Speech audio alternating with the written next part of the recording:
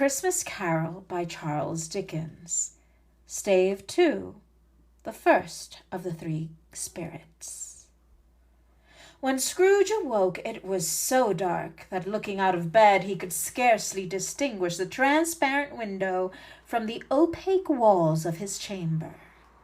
He was endeavoring to pierce the darkness with his ferret eyes when the chimes of a neighboring church struck the 4 quarters, so he listened for the hour. To his great astonishment, the heavy bell went on from 6 to 7, from 7 to 8, and regularly up to 12, then stopped. 12. It was past 2 when he went to bed. The clock was wrong. An icicle must have gotten into the works. 12. He touched the spring of his repeater to correct this most preposterous clock. Its rapid little pulse beat 12 and stopped. "Why, it isn't possible," said Scrooge, "that I can have slept through a whole day and far into another night. It isn't possible that anything has happened to the sun, and this is 12 noon. Pah! Humbug!" The idea being an alarming one, he scrambled out of bed and groped his way to the window. He was obliged to rub the frost off with the sleeve of his dressing gown before he could see anything, and could see very little then. All he could make out was that it was still very foggy and extremely cold, and there was no noise of people running to and fro, and making a great stir, as there unquestionably would have been if night had beaten off bright day and taken possession of the world. This was a great relief, because 3 days after sight of his first of exchange pay to Mr. Ebenezer Scrooge, or his order, and so forth, would have been a mere United States security if there were no days to count by. Scrooge went to bed again, and thought it over and over, and could make nothing of it. The more he thought, the more perplexed he was, and the more he endeavored not to think, the more he thought. Marley's ghost bothered him exceedingly. Every time he resolved within himself, after mature inquiry, that it was all a dream, his mind flew back again, like a strong spring released, to its first position, and presented the same problem to be worked all through. Was it a dream or not? Scrooge lay in this state until the chime had gone 3 quarters more, when he remembered on a sudden that the ghost had warned him of a visitation when the bell tolled 1. He resolved to lie awake until the hour was past, and considering that he could no more go to sleep than go to heaven, this was, perhaps, the wisest resolution in his power. The quarter was so long that he was more than once convinced that he must have sunk into a doze unconsciously and missed the clock. At length it broke upon his listening ear. Ding-dong. "A quarter past," said Scrooge, counting. "Ding-dong." "Half-past," said Scrooge. "Ding-dong." "A quarter to it," said Scrooge. Ding-dong. "The hour itself," said Scrooge triumphantly, "and nothing else." He spoke before the bell sounded, which it now did with a deep, dull, hollow, melancholy one. Lights flashed up in the room upon the instant, and the curtains of his bed were drawn. The curtain of his bed were drawn aside, I tell you, by a hand. Not the curtains at his feet, not the curtains at his back, no, but to those which his face was addressed. The curtains of his bed were drawn aside, and Scrooge, starting up into a half-recumbent attitude, found himself face to face with the unearthly visitor who drew them as close to it as I am now to you, and I am standing in spirit at your elbow.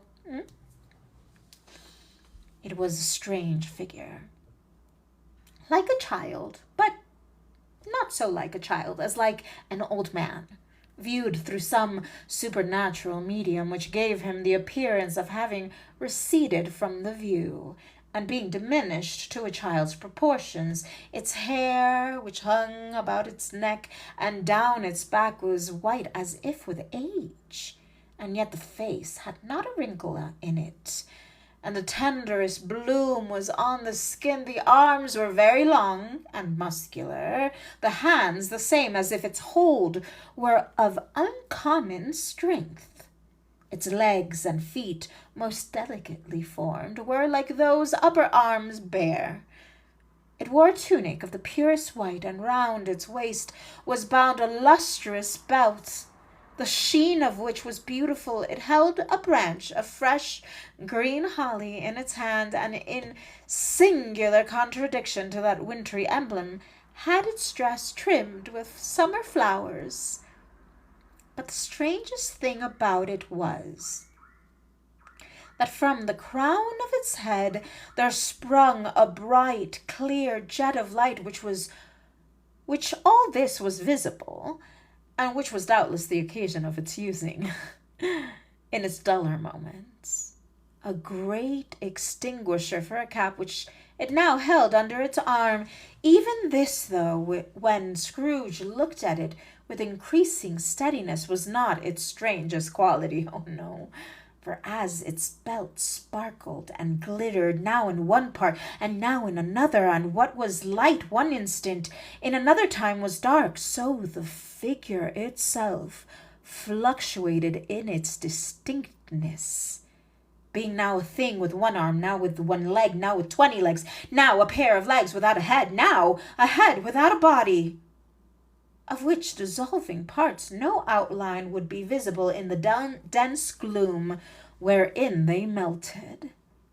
And in the very wonder of this, it would be itself again, distinct and clear as ever. "Are you the spirit, sir, whose coming was foretold to me?" asked Scrooge. "I am." The voice was soft and gentle, singularly so, as if instead of being so close beside him, it were at a distance. "Who and what are you?" Scrooge demanded. "I am the ghost of Christmas past." "Long past?" inquired Scrooge, observant of its dwarfish stature. "No, your past." Perhaps Scrooge could not have told anybody why, if anybody could have asked him, but he had a special desire to see the spirit in his cap, and begged him to be covered. "What!" exclaimed the ghost, "would you so soon put out with worldly hands the light I give? Is it not enough that you are one of those whose passions made this cap, and forced me through whole trains of years to wear it low upon my brow?" Scrooge reverently disclaimed all intention to offend, or any knowledge of having wilfully bonneted the spirit at any period of his life. He then made bold to inquire what business brought him there. "Your welfare," said the ghost. Scrooge expressed himself as much obliged, but could not help thinking that a night of unbroken rest would have been more conducive to that end. The spirit must have heard him thinking, for it said immediately, "Your reclamation, then. Take heed." It put out its strong hand as it spoke, and clasped him gently by the arm. "Rise and walk with me." It would have been in vain for Scrooge to plead that the weather and the hour were not adapted to pedestrian purposes, that his bed was warm and the thermometer a long way below freezing, and that he was clad but lightly in his slippers and dressing gown and nightcap, and that he had a cold upon him at the time. The grasp, though gentle as a woman's hand, was not to be resisted. He rose, but finding that the spirit made towards the window, clasped its robe in supplication. "I am a mortal," Scrooge remonstrated, "and liable to fall." "Bear but a touch of my hand there," said the spirit, laying it upon his heart, "and you shall be upheld in more than this." As the words were spoken, they passed through the wall and stood upon an open country road with fields on either hand. The city had entirely vanished. Not a vestige of it was to be seen. The darkness and mist had vanished with it, and for it was a clear, cold winter day, with snow upon the ground. "Good heaven!" said Scrooge, clasping his hands together as he looked about him. "I was bred in this place. I was a boy here."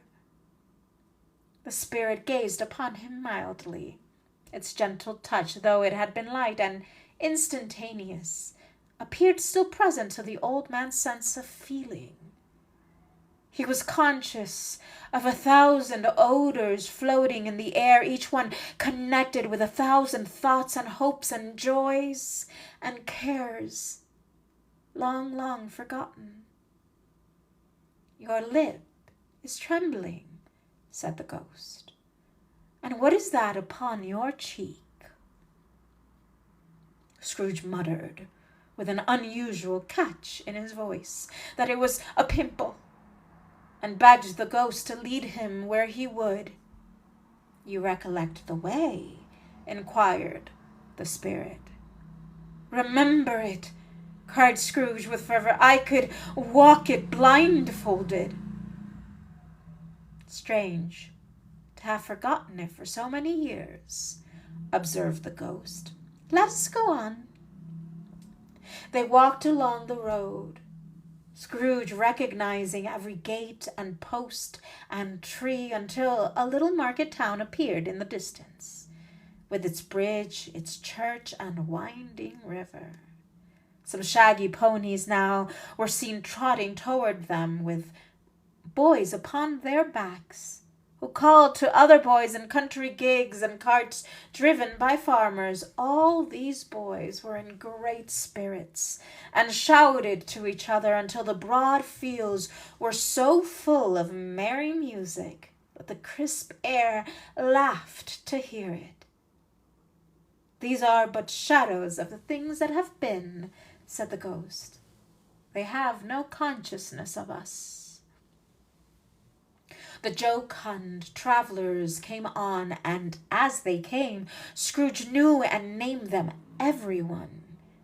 Why was he rejoiced beyond all bounds to see them? Why did his cold eye glisten and his heart leap up as they went past? Why was he filled with gladness when he heard them give each other Merry Christmas as they parted at crossroads and byways for their several homes? What was Merry Christmas to Scrooge? Out upon Merry Christmas, what good had it ever done to him? "The school is not quite deserted," said the ghost. "A solitary child, neglected by his friends, is left there still." Scrooge said he knew it, and he sobbed. They left the high road by a well-remembered lane, and soon approached a mansion of dull red brick with a little weathercock-surmounted cupola on the roof and a bell hanging in it. It was a large house, very large house, but one of broken fortunes, for the spacious offices were little used. Their walls were damp and mossy, their windows broken, and their gates decayed.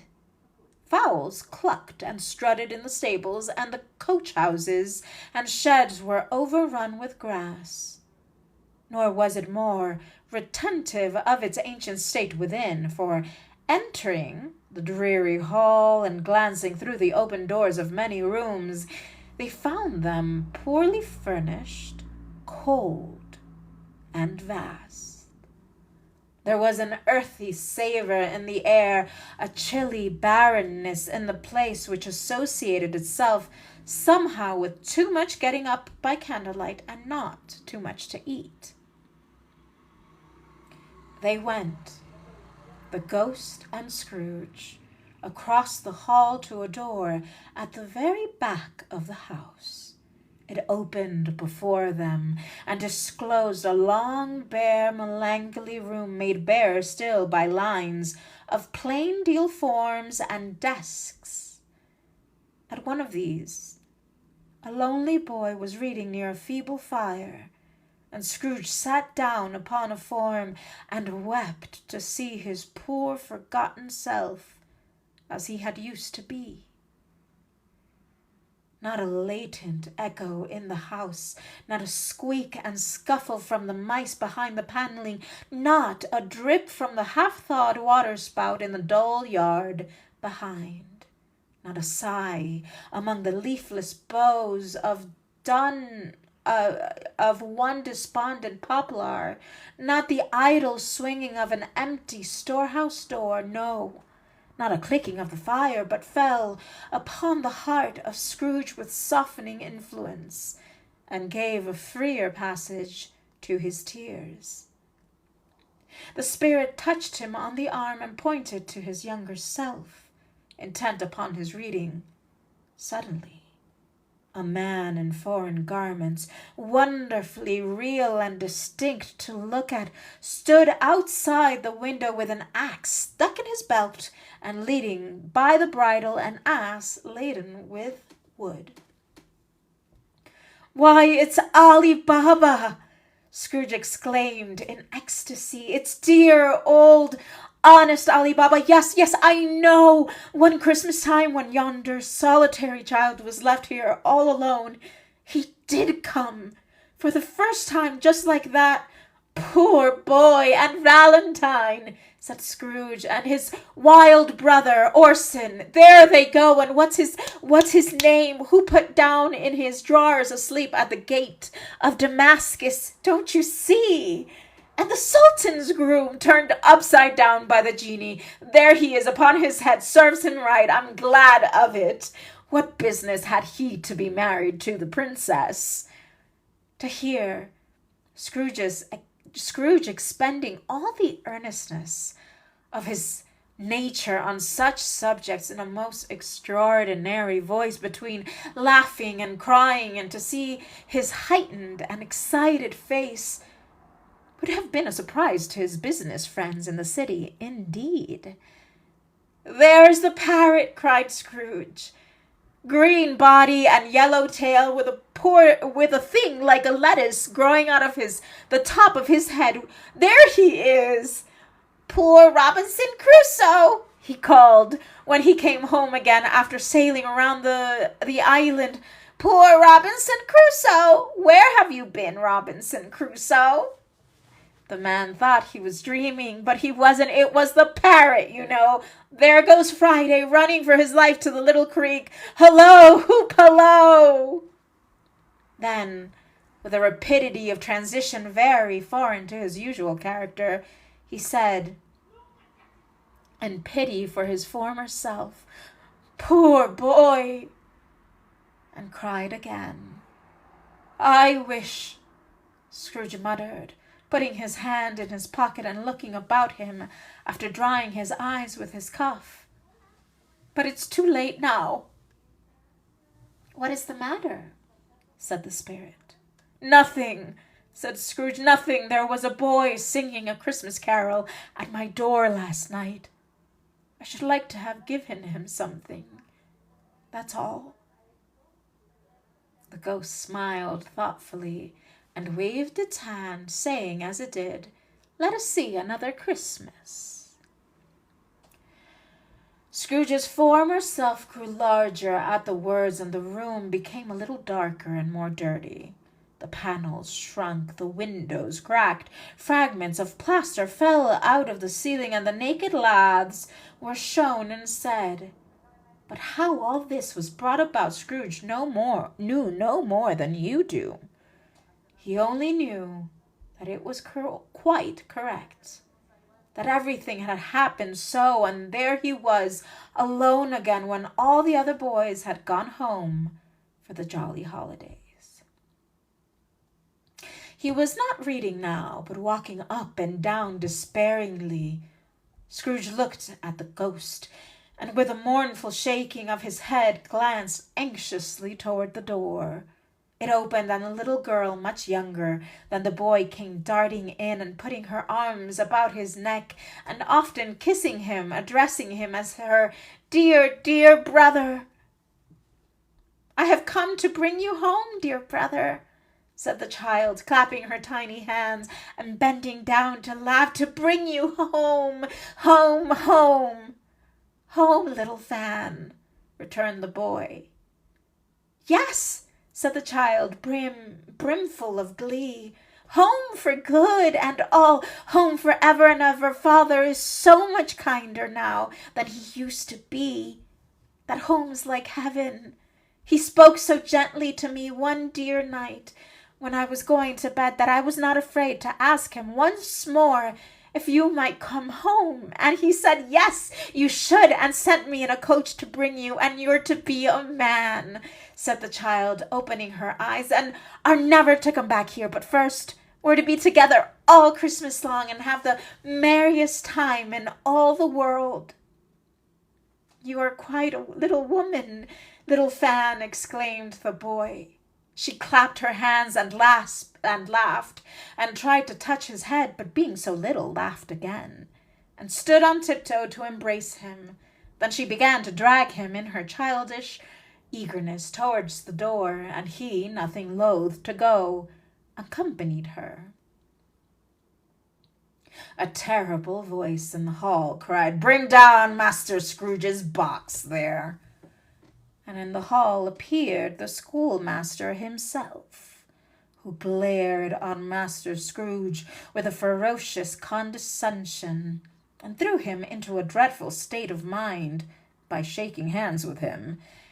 He then conveyed his and his sister into the veriest old well of a shivering best parlor that ever was seen, where the maps upon the walls and the celestial and terrestrial globes in the windows were waxy with cold. Here he produced a decanter of curiously light wine and a block of curiously heavy cake, and administered installments of those dainties to the young people, at the same time sending out a meagre servant to offer a glass of something to the postboy, who answered that he thanked the gentleman, but if it was the same tap as he had tasted before, he had rather not.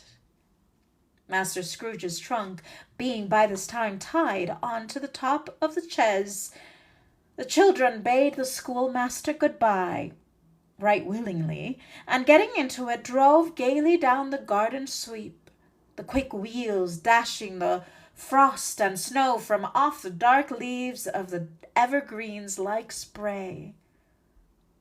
"Always a delicate creature whom a breath might have withered," said the ghost. "Oh, but she had a large heart." "So she had," cried Scrooge. "You're right. I will not gainsay it, Spirit. God forbid." "She died a woman," said the ghost, "and had, as I think, a child." "One child," Scrooge returned. "True," said the ghost. "A nephew. Your nephew." Scrooge seemed uneasy in his mind, and answered briefly, "Yes." Although they had but that moment left the school behind them, they were now in the busy thoroughfares of a city, where shadowy passengers passed and repassed, where shadowy carts and coaches battled for the way, and all the strife and tumult of a real city were. It was made plain enough by the dressing of the shops that here too it was Christmas time again, but it was evening, and the streets were lighted up. The ghost stopped at a certain warehouse door, and asked Scrooge if he knew it. "Know it," said Scrooge. "Was I apprenticed here?" They went in, at sight of an old gentleman in a Walsh wig, sitting behind such a high desk that if he had been 2 inches taller, he must have knocked his head against the ceiling. Scrooge cried in great excitement. "Why, it's old Fezziwig, bless his heart! It's Fezziwig, alive again!" Old Fezziwig laid down his pen and looked up at the clock, which pointed at the hour of 7. He rubbed his hands, adjusted his capacious waistcoat, laughed all over himself, from his shoes to his organ of benevolence, and called out in a comfortable, oily, rich, fat, jovial voice, "Yo-ho there, Ebenezer! Dick!" Scrooge's former self, now grown a young man, came briskly in, accompanied by his fellow prentice. "Dick Wilkins, to be sure," said Scrooge to the ghost. "Bless me, yes, there he is. He was very much attached to me, was Dick. Poor Dick, dear, dear." "Yo-ho, my boys," said Fezziwig. "No more work tonight. Christmas Eve, Dick. Christmas, Ebenezer. Let's have the shutters up," cried old Fezziwig, with a sharp clap of hands, "before a man can say Jack Robinson." You wouldn't believe how those two fellows went at it. They charged into the street with the shutters. 1, 2, 3, had them up in their place. 4, 5, 6, barred them and pinned them. 7, 8, 9, and came back before you could have got to 12, panting like racehorses. "Hilly-ho!" cried old Fezziwig, skipping down from the high desk with wonderful agility. "Clear away, my lads, and let's have lots of room here. Hilly-ho, Dick! Chirrup, Ebenezer!" Clear away. There was nothing they wouldn't have cleared away, or couldn't have cleared away. With old Fezziwig looking on, it was done in a minute. Every movable was packed off, as if it were dismissed from public life for evermore. The floor was swept and watered, the lamps were trimmed, fuel was heaped upon the fire, and the warehouse was as snug and warm and dry and bright a ballroom as you would desire to see upon a winter's night. In came a fiddler with a music book, and went to the lofty desk and made an orchestra of it, and turned like 50 stomach aches. In came Mrs. Fezziwig, one vast, substantial smile. In came the 3 Miss Fezziwigs, beaming and lovable. In came the 6 young followers, whose hearts they broke. In came all the young men and women employed in the business. In came the housemaid with her cousin, the baker. In came the cook with his brother's particular friend, the milkman.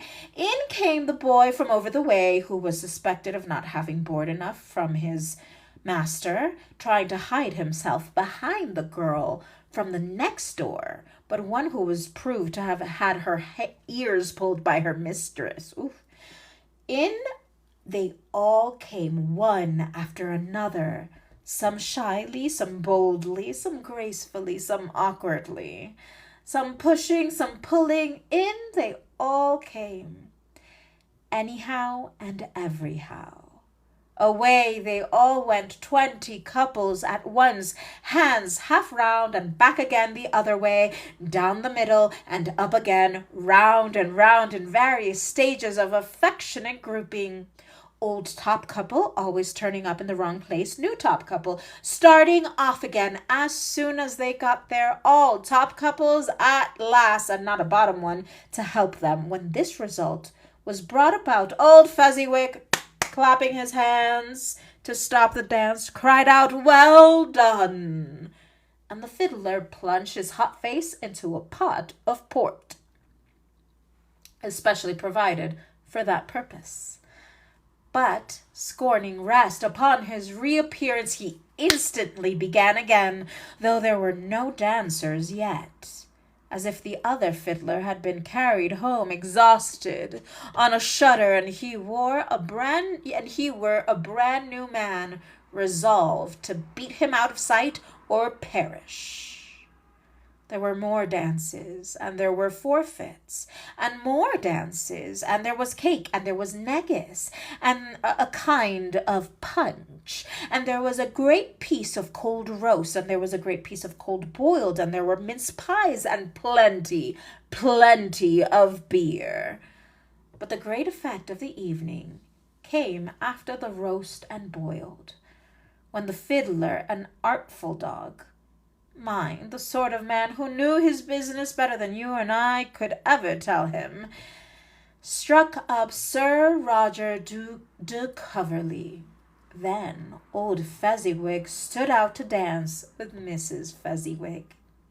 Top couple, too, with a good stiff piece of work cut out for them, 3 or 4 and 20 pairs of partners, people who were not to be trifled with, people who would dance and could dance and had no notion of walking. But if they had been twice as many, 4 times, old Fezziwig would have been a match for all of them, and so would Mrs. Fezziwig. As to her, she was worthy to be his partner in every sense of the term. If that's not high praise, tell me higher, and I'll use it. A positive light appeared to issue from Fezziwig's calves. They shone in every part of the dance like moons. You couldn't have predicted at any given time what would become of them next. And when old Fezziwig and Mrs. Fezziwig had gone all through the dance, advance and retire, both hands to your partner, bow and curtsy, corkscrew, thread the needle, and back again to your place, Fezziwig cut so deftly that he appeared to wink with his legs, and came upon his feet again without a stagger. When the clock struck 11, this domestic ball broke up.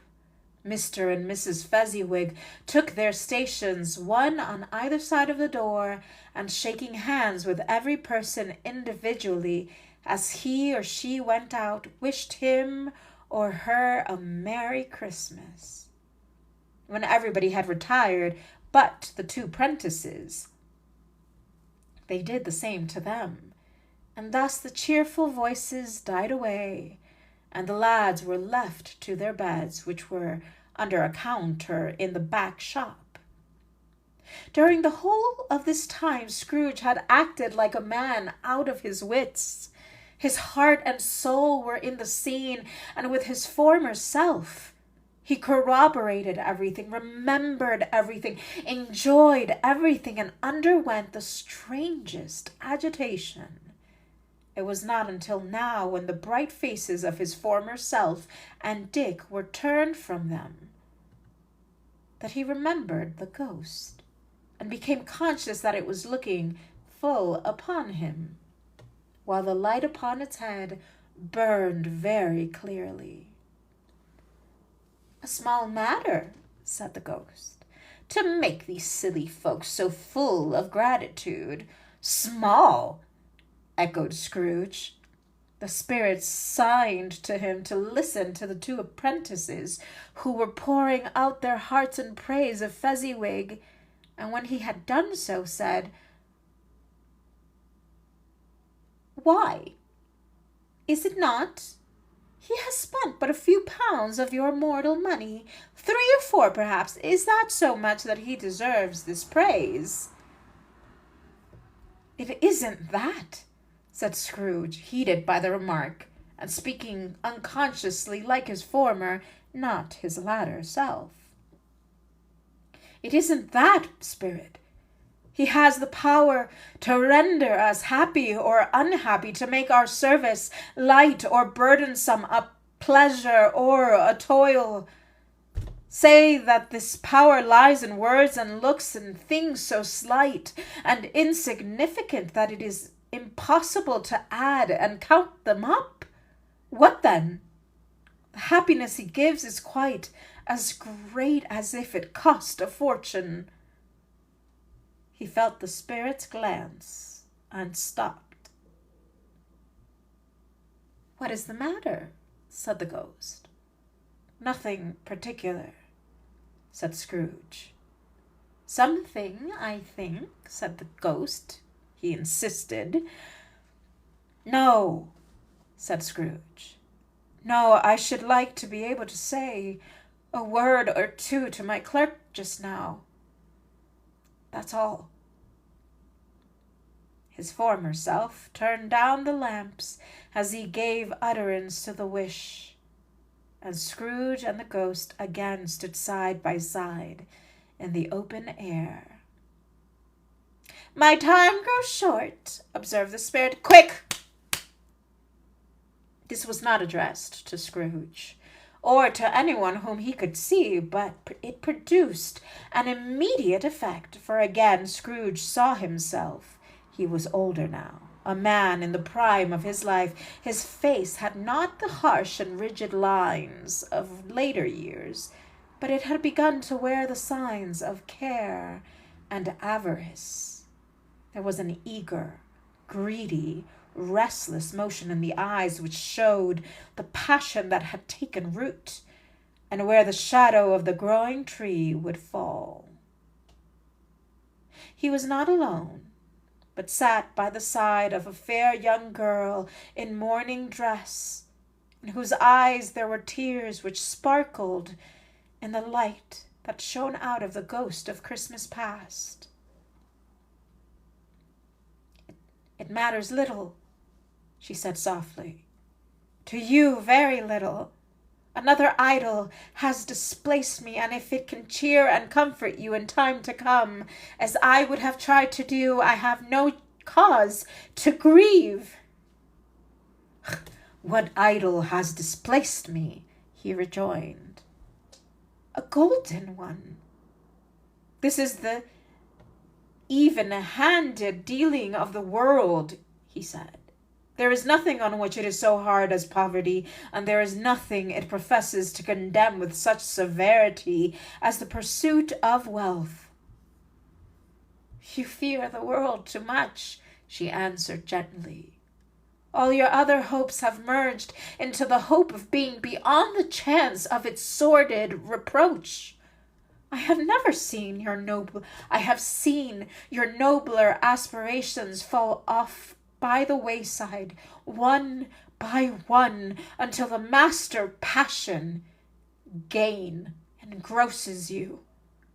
Have I not? What then? He retorted. Even if I have grown so much wiser, what then? I am not changed towards you. She shook her head. Am I? Our contract is an old one. It was made when we were both poor and content to be so until, in good season, we could improve our worldly fortune by our patient industry. You are changed. When it was made, you were another man. I was a boy, he said impatiently. Your own feeling tells you that you are not what you are. She returned. I am that which promised happiness when you were one in heart, when we were one in heart, is fraught with misery now that we are two. How often and how keenly I have thought of this, I will not say. It is enough that I have thought of it and can release you.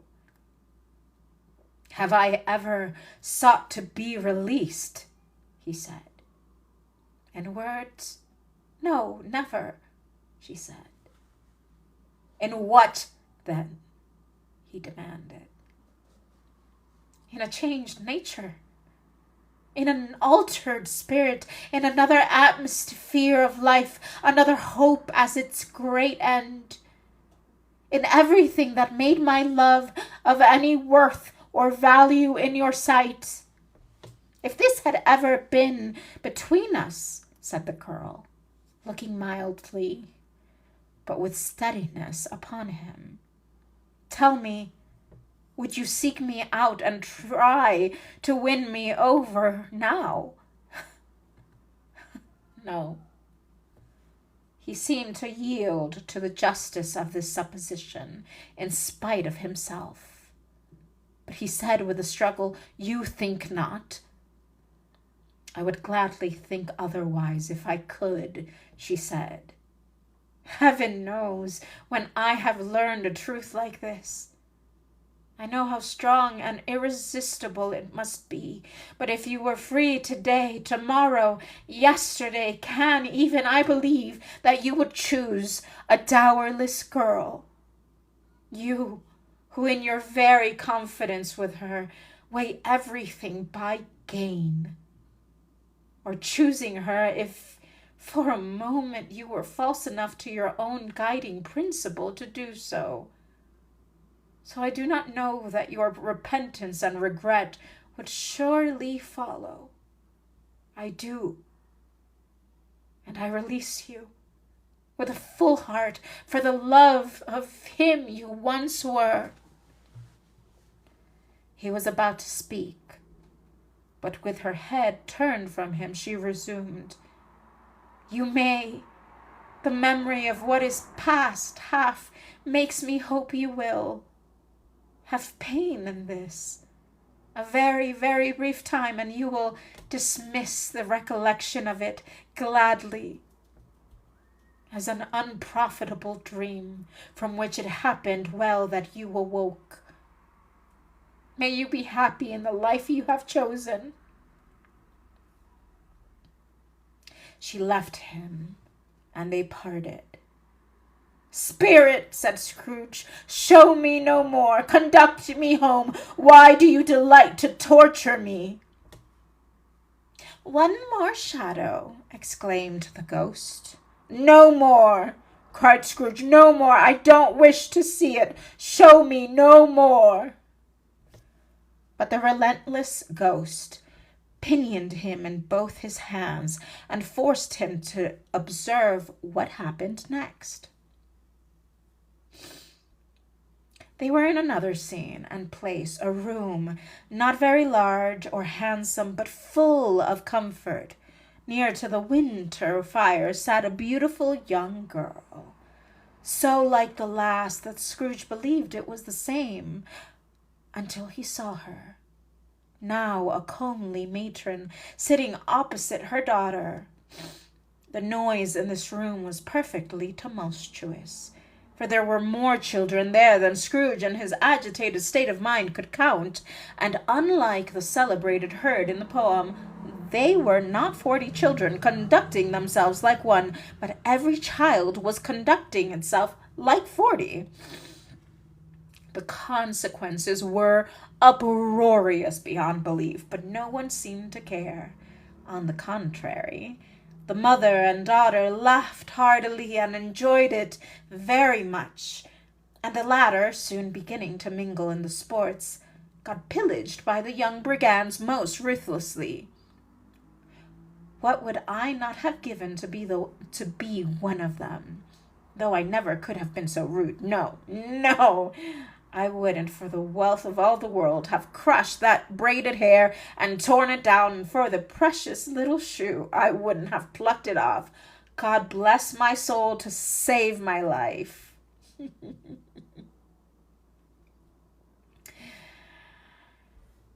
But now a knocking at the door was heard, and such a rush immediately ensued that she, with laughing face and plundered dress, was borne toward it, in the center of a flushed and boisterous group, just in time to greet the father, who came home attended by a man laden with Christmas toys and presents. Then the shouting and the struggling and the onslaught that were made on the defenseless porter, the scaling upon him with chairs for ladders to dive into his pockets, despoil him of brown paper parcels, held on to his cravat, hug him round the neck, pummel his back, and kick his legs in irrepressible affection. The shouts of wonder and delight with which the development of every package was received, the terrible announcement that the baby had been taken in the act of putting a doll's frying pan into his mouth and was more than suspected of having swallowed a fictitious turkey glued onto a wooden platter. The immense relief of finding this a false alarm, the joy and gratitude and ecstasy They are all indescribable alike. It is enough that by degrees the children and their emotions got out of the parlor, and by one stair at a time, up to the top of the house, where they went to bed, and so subsided.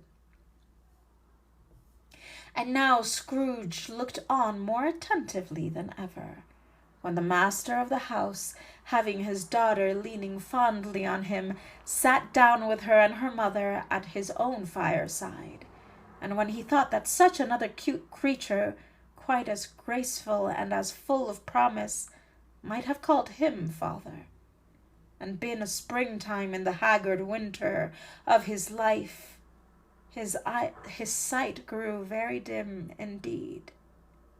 "Belle," said the husband, turning to his wife with a smile, "I saw an old friend of yours this afternoon.